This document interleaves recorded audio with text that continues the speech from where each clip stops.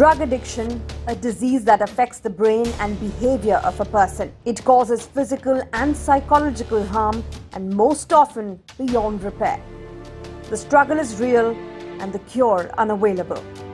Factor this: in India, 1.1 crore people use sedatives and inhalants.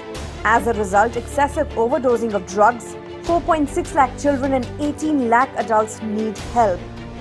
Over 8.5 lakh people inject drugs into themselves and are heavily addicted. 27% of drug addicts share their needles, risking their life to diseases like HIV. According to the National Drug Dependence Treatment Center, the most commonly injected drugs are heroin, followed by pharmaceutical opioids. These extremely addictive drugs can cause serious harm to the body, including brain damage, infection, and chronic medical conditions. Uttar Pradesh, Punjab, Delhi, Maharashtra, Rajasthan, Andhra Pradesh, and Gujarat lead the list with more than half of the people consuming drugs and alcohol. Rehabilitation centers have become essential in treating drug addiction cases, but the lack of proper facilities has made the problem worse. In 2020, only 90,000 people got treated through the de-addiction treatment centers in India. This happened because of lack of high-end facilities in India. Many addicts often look for drug rehab treatment centers outside the country. Given the current plight of drug addicts in the world, the approach has to be empathetic rather than discriminatory. Instead of falsely implicating people for consuming drugs and running a witch hunt, the governments of today must wake up and smell the coffee and realize that it has bigger fish to fry. New Delhi Bureau, Democracy News Live.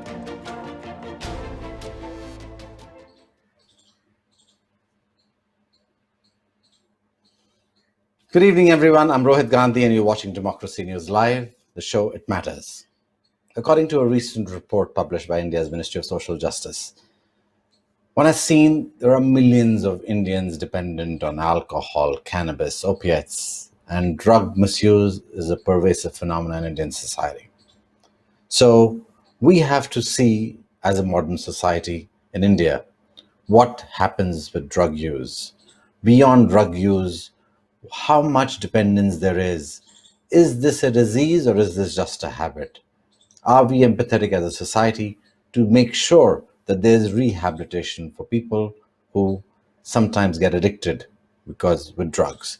And so we decided that we're going to talk about this in the context today of what's unfolding even in Bollywood. There is a lot of things being thrown around, a lot of fingers are being pointed at different people. But there are a lot of people, they're possibly consuming drugs because of the disease they have. So I decided that we'll call three of the experts today who deal with drug use, addiction, and rehabilitation. Mr. Mahesh Hiranandani is the Managing Director of Experiential Counselor and Certified Meditation Trainer. He is in recovery and sober for more than 16 years since the year 2002. We also are joined by Dr. Rajiv Jerajani. He's a consultant psychiatrist with a niche practice in the field for the last 3 decades. And Dr. Shashidhara Menon. He's a retired major from the Indian Army, clinical cardiologist, expert in recovery management and HIV and AIDS care. Let me start with you, Mahesh. Explain to me, Mahesh, when you call yourself you've been recovering for 16 years, what does that mean? It's actually more than 17 years now. So it simply means that my life was addicted to drugs, alcohol, and started with drugs, with that streamlined alcohol, and was drinking more than a bottle and a half for more than 12, 13 years. So that's what makes me an alcoholic.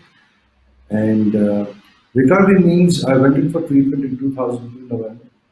And since then, I never slipped, never relapsed, and have stayed away from alcohol and drugs. Found a beautiful life beyond the bottle, something that I could have never conceived. And if somebody had told me that this is what you're going to be doing, running a high-end facility in India or America, I mean, I would say maybe I have an alcohol problem, but I think you have a psychiatric problem. But recovery simply means that you don't go back to the substance, excuse me, that you used to, that you were addicted to, and now you change as a person and you are accepted from being a social discard. You're accepted back in society with respect. And a life away from alcohol, once you live it, that precisely is the whole experience that we're talking about as recovery. So Mahesh, what you're saying, can you please clarify that for me a bit? Is Sure. drug or alcohol addiction, is it a disease or is it not? Let's say a group that created a beautiful program which has helped many across the globe to stay away from alcohol and drugs, call it a disease. I agree with them also. For me, also going ahead, I think it's a conditioned behavioral pattern that starts with using drugs and alcohol and goes so much into it that it becomes a conditioned behavior. Every act of yours, every step of yours, every moment of your life is dependent on that. So that becomes a preconditioned life that you live with drugs or alcohol or both.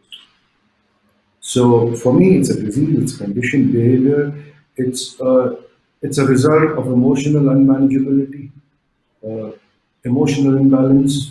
So you just put it any way you like. Okay. But that's how it is. Dr. Jerajani, you're a psychiatrist. Explain to me when you meet people. You're in Mumbai. When you meet people who are consuming drugs and they consume drugs year on year, whether it's cannabis, whether it's opioids, even or it's alcohol, how do you look at them? For you, are they patients or are they what they call as drug users, and where this really negative connotation around it? That's right. See, unfortunately, being an addict in itself has got a lot of discrimination. People treat them as discards, social discards, because primarily they are not very productive people in the community or society or in family. So whether it is the otherwise society members or the family members, they hope and they try to do the best they can to motivate this person to bring him in. But when the patient comes to me, it is in very simple terms that we don't discriminate. It's a non judgmental attitude. And we understand that this person is going through a difficult time. What may have started as a pleasure or peer pressure has now resulted into the illness wherein he has difficulty in getting out of the system.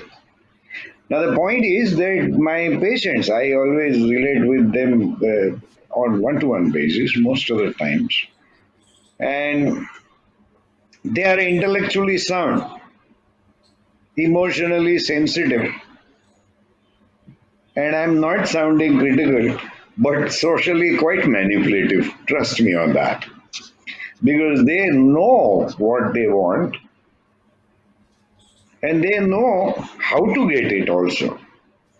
Unfortunately, that is because of the illness of substance abuse or alcoholism, as you say. So, the point is that if the person is suffering with illness, it is not right on part of any healthcare provider or any therapist to look at it with discrimination. So, we don't. We, So when yes, you we see empathize. when you see all the words being thrown out when they're describing these young men and women in Bollywood, uh, you know, consuming drugs, what is you as a doctor? How do you see it?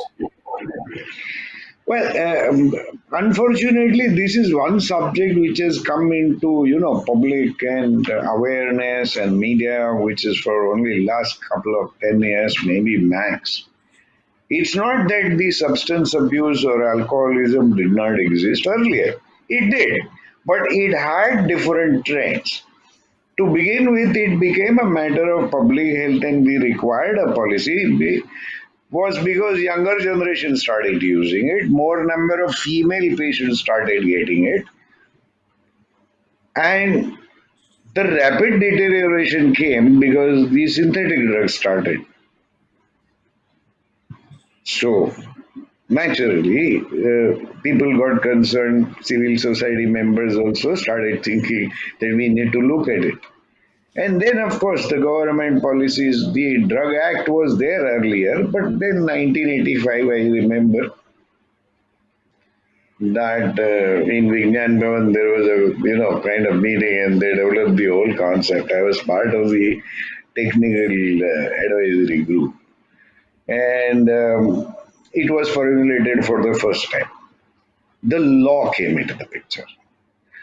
Even today, the good side of the story is that in our country, it is not the law ministry which is handling, it is the social justice and welfare. So people started becoming aware, and then, of course, as we see, it became a social problem. From younger generations, people who drink, they, very without any inhibitions. If you go to somebody's house, they will say, nobody is asking, what are you going to eat? They will say, what is your poison? So it's acceptability in community. Lot of population started getting into this. Now, not everybody becomes an addict because he used it once in a while. But over a period of the number of people get into this kind of disease, and it is certifiable diagnostic criteria in international classification everywhere. It is an illness, and therefore we have to be compassionate. We have to be empathetic to help those people to try and come out. So that is how I look at it. Dr. Menon, let me bring you in here. How difficult is it to, help people come out of a drug addiction or a opioid or a alcohol addiction? Hi, Rohit. I think it's a tough question, but before that, I think I need to lay some data before you so that you will get a perspective from which we are trying to deliver services. Firstly, you need to understand that this whole situation has got three paradigms involved. One is the illness, the other is the law, and the third is the business. The third part particularly is hugely important worldwide because it is one of the biggest money rakers in. So therefore, there's an incentive for the drugs to be moving from place to place in location and in perpetuity. The second issue to consider is that it's not just the individual. Society at large has a role here, and so does governance and politics. And the extent to which these are applied to providing a consideration in the matter of chemical use is also hugely important. As you mentioned, the particular ministry involved is the Ministry of Social Justice and Empowerment, and within that is a department or an institutional autonomous body called the National Institute of Social Defense. Under their aegis, you have programs which address treating alcoholics and addicts as minority population. This comes under the purview of the MSJE's work. So under that, the MSJE sets up programs to try and see that you identify, create awareness, and make provisions for services to be provided at a community level. And most of these are done through non-governmental organizations. I'll give you a simple statistical profile which will give you an idea of how tough this job is. In any population, approximately 1% generically of them will be using something as a mood-altering substance. So humans, because of their essential nature, being pleasure-loving in some form or the other, will do something to try and enhance our mood at some place or some occasion.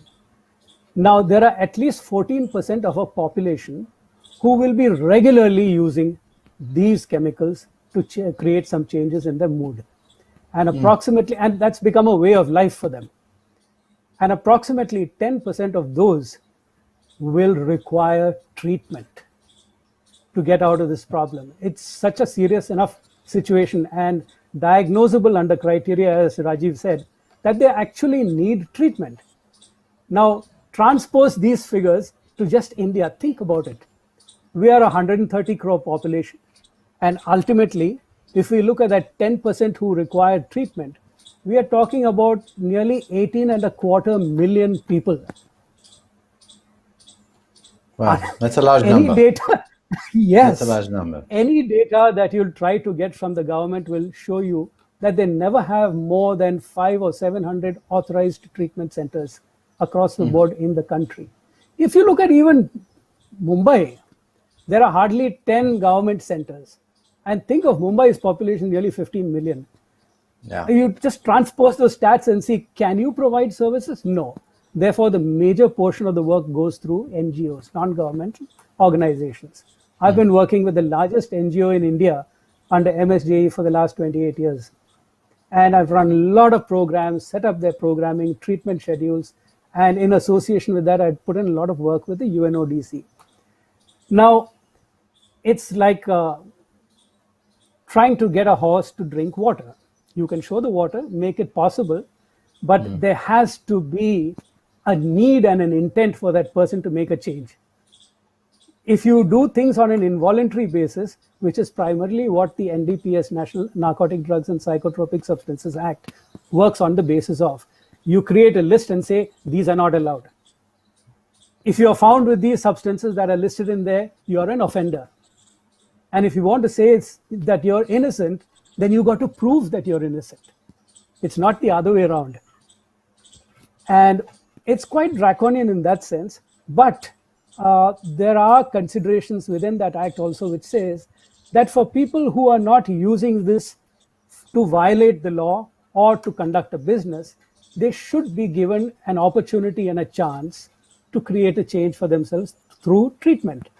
And both at the police level and the magisterial level, they will tell this person, look, you go for treatment or you go to jail. The choice is yours now. So there is a beneficial point of view from the act as well, because it really creates a signal to the individual. You've come more or less to the end of the line here. You got to do something about it. Yeah. Okay, so that done just to put the perspective. Now let's look at who are the people who will be addicts. Anything from preteens to senior citizen level. This is a very wide age range. But the majority of it are in the mid-range, in the 20s to the 50s. And in that age, two very important issues come out. One is the loss to economy, whether it is a personal, familial, or societal, or a national level. And the other is the slow, progressive development of medical ailments in that individual. So when you find a person who's somewhere between the 20s and the 50s or 60s comes to you for treatment, we have to evaluate this person at two levels. One, how bad is the addiction story? And two, how bad is the medical story? So we have to evaluate both, Sure. have a system and a setup which can help that individual to be treated both for the addiction as well as for the medical consequences that could be going side by side with it. They may have been before the addiction life or along with it. So it's pretty complex and it takes a little time.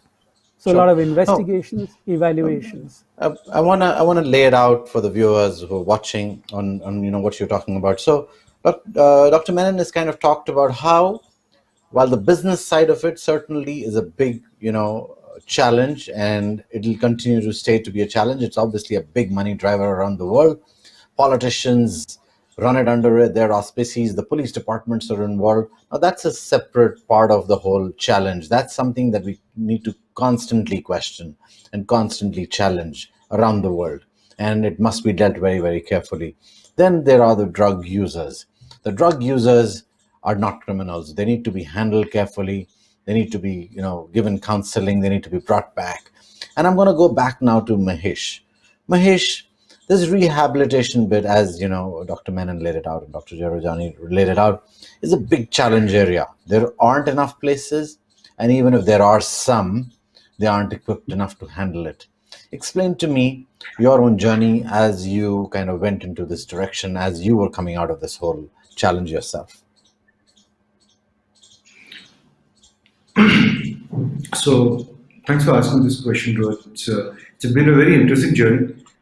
From being a complete alcoholic, as in I would wake up in the morning and crave for alcohol and start drinking, and living a completely counterproductive life, be it social circle, be it family circle, be it business circle, everywhere I was a disaster. And from there, I was totally dependent on alcohol. I went into treatment in 2002. 27 November, I was admitted. This year, 28 November, I'd be about 18 years away from alcohol. Now, coming from there, having lived that life of craving and just identifying only with alcohol, my relationship with my father, my relationship with my wife, my relationship with my mom, my son was in ruins. The only thing I could do in life and be happy about was lie. And I would lie not only for alcohol, I would lie about anything and everything. So, looking at myself, the kind of person that I was at that time, and yes, to add icing on the cake, I was a hardcore gambler also. So, the whole alcoholism that happened to me, and I just could not think beyond alcohol. One point that I would like to share with the viewers, which would really help them for anybody listening. I've woken up mornings after mornings, mornings after mornings, mornings after mornings, repenting the life that I was living. I would question myself, like, what am I doing with my life? Why am I drinking like this? If I had not drunk, this would not happen. If I had not drunk, that would have not happened. Cursing myself and pledging that I will never drink again. And in flat 10 minutes, I'm fixing myself to drink. That's been almost 17 years plus, and almost close to years. I wake up happy. I wake up feeling good. I have gone through a lot of issues in life, maybe emotional, maybe financial, maybe situational. But I know there is a way out. And one simple thing that I learned during these years, or rather I would say I learned this in the rehab, that alcohol surely wasn't the way. So I don't know if that answers your question. If you would like me to elaborate a bit more, I would be most happy to. So, as you've gone on and you've worked with many people now in bringing them back to life, all kinds of people, tell me, what is your biggest learning? What is the most difficult part as you deal with people who need to come back out of it? What do you concentrate on primarily? Having shared my story, the kind of person that I was at that time, and what I am today and what I've been over the years, one concrete thought that I know that if my life can change, anybody's life can change. I could count myself as the worst lot. Having said that, my biggest learning over the years has been one very simple reason, one very simple learning. Never give up on something. Never give up on something. And thanks to Dr. Jerajani, thanks to Dr. Menon, they've been my mentors. Dr. Jerajani taught me one simple thing: we will do only volunteering. And this whole society that we are talking in, we have received calls after calls after calls in the last 15, 17 years, 15 years plus we've been working on this project together. And the biggest issue that we face is how to convince a person to go into a rehab, how to help a person to accept that there is help ahead and life is beautiful. So basically, how to help and motivate a person to get admitted to a rehab or to accept help has been another very good learning. And it's been really amazing the way we have come so far from where we were. And yes, I would still stick to the intent that if I can do it, anybody can do it. And never give up on that person. I tell patients, I said, I'm never going to give up on you. Even if you give up on yourself, I'm still there. But I can't do this without your presence. I can't do this without you. To the people, when we go somewhere, people give us a lot of respect. People say very good things. You actually feel like, wow. But that realization that the way I help myself, that other person is helping himself, and that's his victory, not mine. That's his victory, not mine. So, Dr. Jerajani, give me a little perspective on, there is tremendous amount of drugs in India. Anywhere you go around this country, it's growing everywhere. Marijuana grows literally everywhere in this country. On the outskirts of Delhi to Himachal Pradesh, anywhere. And I've traveled across the region, whether it's Afghanistan, Pakistan, Nepal. There is massive amount of drug use. When we talk about, hashish, marijuana, weed, whatever you want to call it, I've sat down with Naga sadhus from our old Indian tradition, Banaras, Haridwar, name it. there is drug consumption everywhere. How do you begin boxing it in? Is there even a way out of trying to understand what drugs are? And then obviously when, what Mahesh talked about, Dr. Jerajani, this whole mindset on treatment of people when they consume, if I want to call these drugs, especially made of hash, weed, as soft drugs, then what is our approach to it? So answer that first for me. When you see drugs across this landscape growing everywhere, how do you see, these soft drugs? I will give you a very simple answer. I agree that this is an illness, all right? And like standard modern medicine or ancient Ayurvedic treatment or any other method of helping the person, unfortunately, the perception is not on the person, it's the drug. They want to treat alcohol, they want to treat cannabis, they want to treat. But in my system, what we look is the person. That is more important. And unfortunately, we are all born with what we call hedonism. The human species, everybody wants to be happy. Now, just try and understand that is anybody who wants to be happy, by default, is going to find the easiest solution, quick access, easy availability, and less complications. But that is where it begins. The point is that whether it is plain simple smoking cigarette or use of cannabis, which they graduate from there onto the designer drugs. There are different kinds of designer drugs. Each of the drug and each of the person is different. So going by the standard practices, we will say that there are three categories. One is use, one is misuse, and one is abuse. Now, in that circumstances, in very simple principle that I follow, that I do get a lot of parents who come to the, see me that my son is going to the school and I'm worried a lot of children are taking hash. So what do you suggest? How do I advise or talk to my child? So I said, very simple. Those who have never tried it, please say no. And even if you have to be harsh with that child, please do it.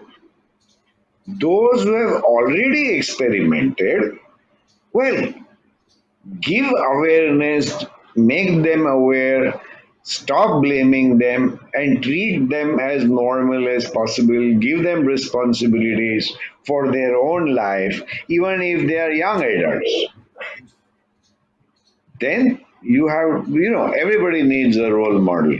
Now take an example. If the father is drinking, the son is in a very early stage, he is going to say, Papa, humko aapki sharbat peena hai. Now, what kind of response? If it is acceptable in society, 90% of the people will not even think about it. But it is not that everybody who consumes become an addict. That is the concept we have to understand. Because to me, the addictive That's a good point. logic. Dr. Yes. Jerajani, who becomes an addict? Good question. That's $1 million question. Because for us all, we have an addictive potential. Whether you are addicted to a chemical, you reminded me of my teacher's quote, which I would want to. The charas ganja apfu, bai batli patta ghoda satta randebaji. These illnesses are not outside. This is an illness within yourself. It's very interesting. I will never forget my teacher for saying that. And that's where I learned that look, it is not treatment of alcohol. See, Dr. Menon, who is, part of my group, and he is expert in medicine, so I don't have to bother about the physical withdrawals and symptomatology. He has been very kind looking after me. So what we do is that the focus of attention, like me, he is more on his socio-environmental adaptation to the new way of life, what we call alternative life therapy. So This my question is still there. Who becomes a drug addict? Like, how do you become an addict? What does it take to become a if drug you, addict? Rohit, please. I mean, I can give you technical definition, which is the internet, but my understanding is little different. That it is clinically characterized by a behavior jargons. Okay, clinically characterized by a behavior which includes consumption of a substance with inability to reduce or refrain from it.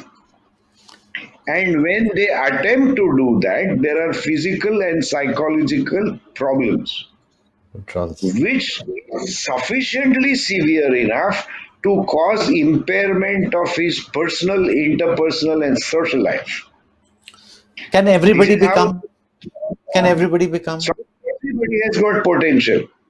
Now, the question is I'm not talking only about chemical dependency, I'm talking about addictive nature. Sure. My question is, how many hours do you work in your subject? Because you like it, because you enjoy it, does not mean that you work out of 24 hours, you're working for 20 hours. It doesn't make sense. So, for a holistic life approach, if you see, we have to find that balance. See, what happens is that when substance is used in any form, there is a definite, distinct degree of euphoria which the person accepts. But it's always compensated by a pause. Now, if you are asking the question to explain what addiction is, I'll give you an example. A person, when he comes to me, he's an alcoholic, he wants some kind of help. I will ask him a question: when do you drink? First drink. And he says, no, no, in the morning I have to drink for me to feel okay before I go to work. So, when do you have your last drink? So he says, no, in the night I need to go to sleep. So I take drinks.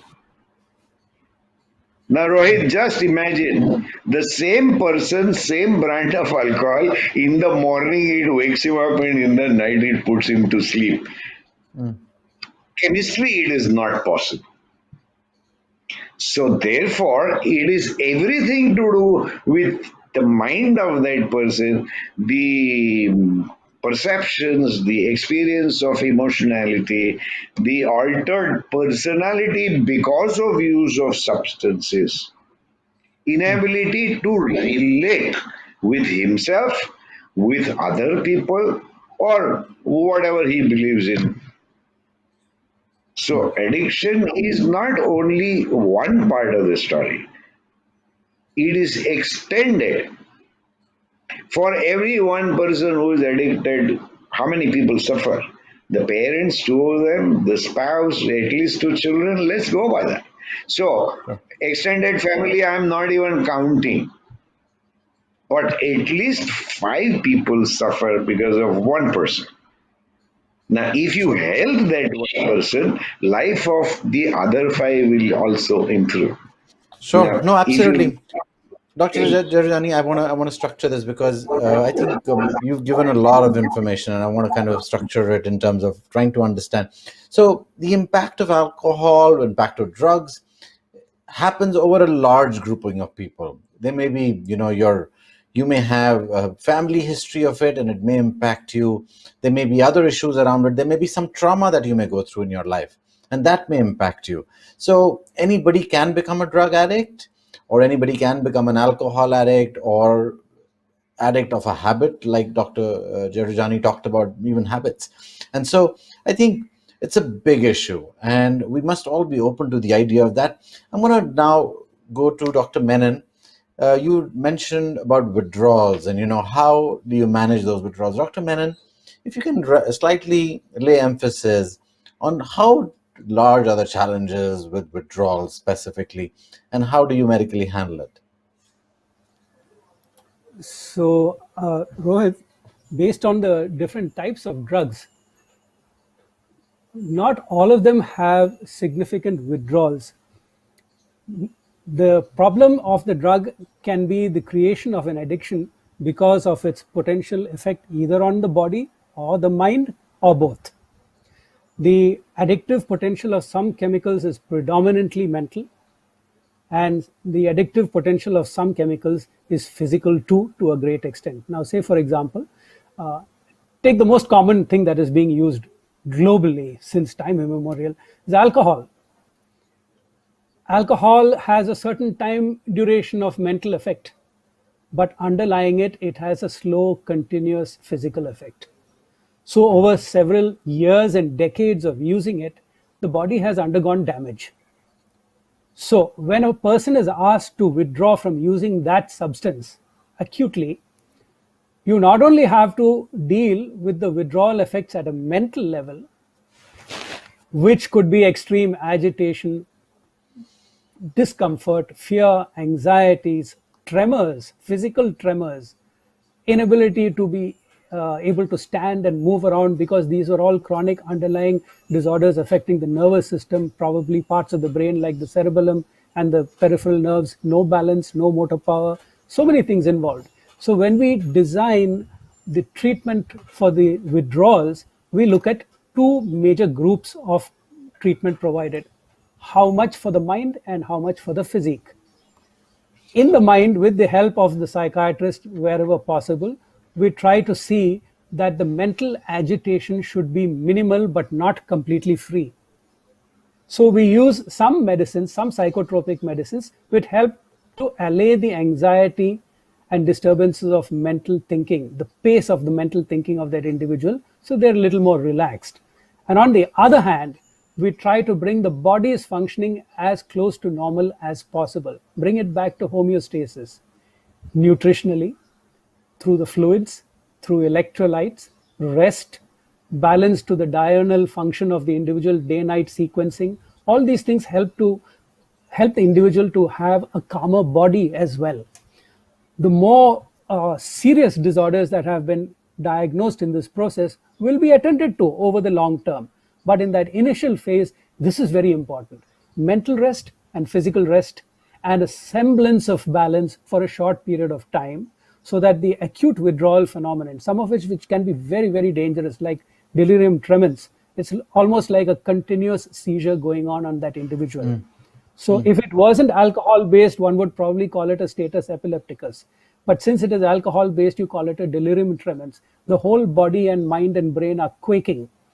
And the fatality rate for these is really very high, even though expert attention may be available through an intensive care services. So we try to avoid these things from occurring during the withdrawal period or the period of detoxification.